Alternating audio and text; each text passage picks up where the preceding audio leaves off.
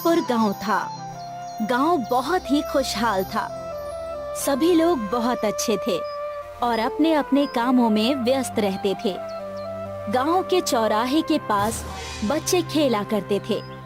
गांव में हर साल एक उत्सव होता था, जिस उत्सव में बहुत सारी प्रतियोगिताएं होती थी और आज इस प्रतियोगिता का ऐलान होने वाला था। सुनो सुनो सुनो, इस साल गांव के वार्षिक उत्सव में एक नई प्रतियोगिता शामिल की गई है, फैंसी ड्रेस प्रतियोगिता। जो जीतेगा उसे चीफ गेस्ट के हाथों पुरस्कार मिलेगा और तो और इनाम में 10 बोरी अनाज, 2 बोरी दाल भी है। इसीलिए इस प्रतियोगिता में भाग जरूर लीजिए। फैंसी ड्रेस प्रतियोगिता, वो क्या होती है? इतना भी नहीं पता क्या बुद्धू? ये वो प्रतियोगिता है जिसमें हमें अलग वेश धारण करना होता है। मैं तो राजकुमारी का वेश धारण करूंगी। मैं भी। और तुम मीना, उससे क्या पूछ रही हो? उसके पास तो ढंग के कपड़े भी नहीं है।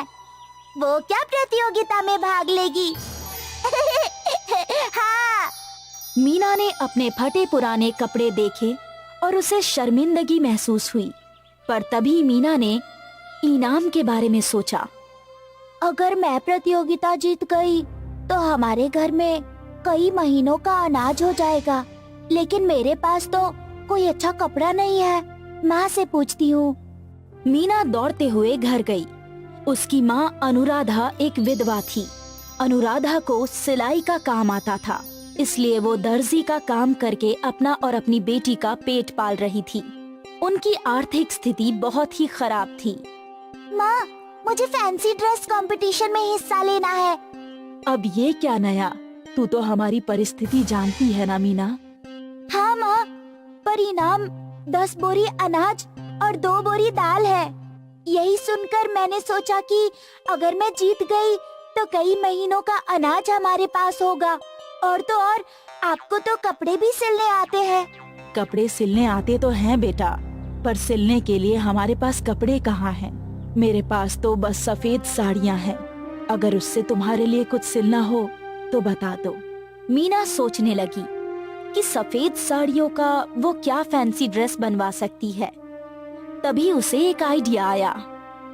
माँ, मैं परी बन सकती हूँ। परियां तो सफेद ड्रेस ही पहनती है ना?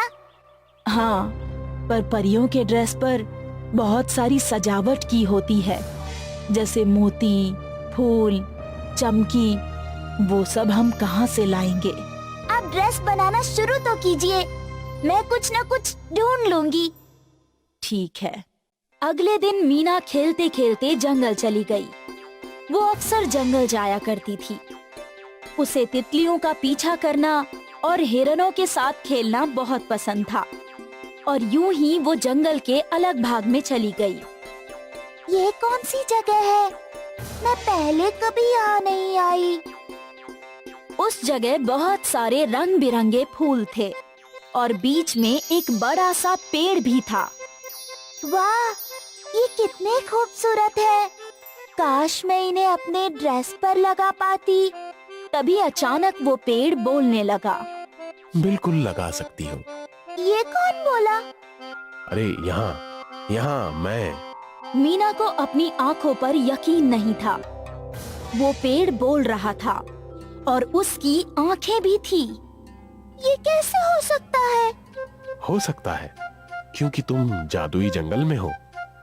मीना, मैं जानता हूँ कि तुम्हें फैंसी ड्रेस में परी बनना है और इनाम जीतकर अपनी माँ की मदद करनी है। तुम बोल सकते हो? मतलब तुम आम पेड़ नहीं हो, जादुई पेड़ हो। तो क्या तुम अपने जादू से परी का ड्रेस दे सकते हो? ना ना ना ना ना, मैं कोई परी माँ थोड़ी हूँ जो मैं जादू कर सकूं, पर मैं तुम्हारी मदद कर सकता हूँ। वो कैसे? तुम्हें जो फूल पसंद है वो तोड़ लो और फिर उन्हें अपनी ड्रेस पर सिलवा लेना।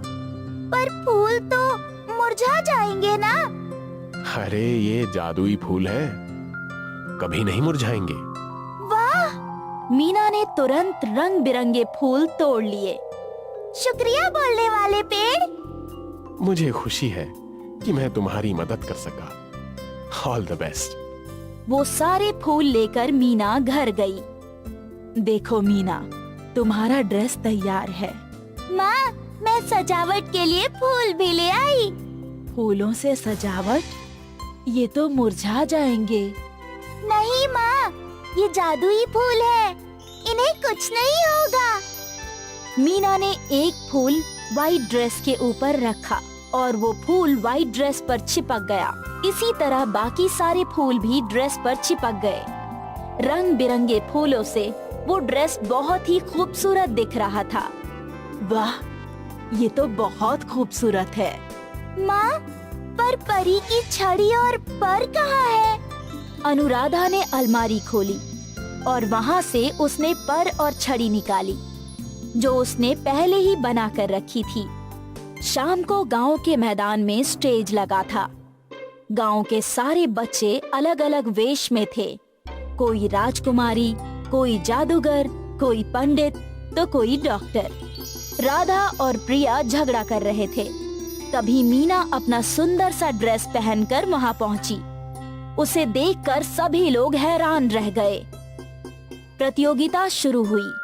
सभी बच्चे स्टेज पर आकर चलने लगे और जजेस उन्हें नंबर्स देने लगे। उन्होंने मीना को धक्का मारकर उसे गिराना चाहा। वो गिरने ही वाली थी कि अचानक वो हवा में अटक गई और सबके सामने असली परी आ गई। परी ने अपने जादू से मीना को हवा में उड़ाया। तुम अच्छी हो मीना, और अच्छे लोगों के साथ हमेशा अच्छा ही होना चाहिए। मीना को सही सलामत नीचे रखकर परी ने उस पर जादुई छड़ी घुमाई, जिससे मीना के ड्रेस पर लगे सारे फूल चमकने लगे। दर्शक ये देखकर हैरान थे। मीना के ड्रेस से रोशनी दूर दूर तक चमक रही थी। अब मैं चलती हूँ। परी जादू करके चली गई और फिर जजेस ने मीना को फर्स्ट प्राइज दिया और साथ ही सारा इनाम भी। मीना गरीब होते हुए भी फैंसी ड्रेस प्रतियोगिता जीत गई और साथ ही उसने अपनी माँ की मदद भी की।